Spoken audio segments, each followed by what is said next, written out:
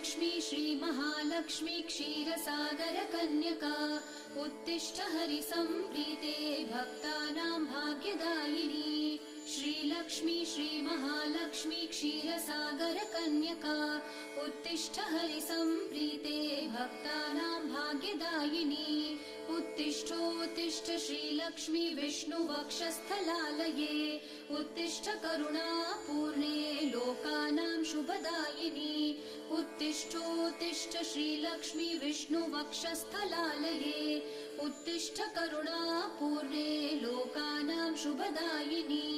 श्रीपद्ममध्यवसिते वरपद्मनेत्रे श्रीपद्महस्तचिरपूजितपद्मपादे श्रीपद्मजातजननी शुभपद्मवक्त्रे श्रीलक्ष्मी भक्तवरदे तव सुप्रभातम्।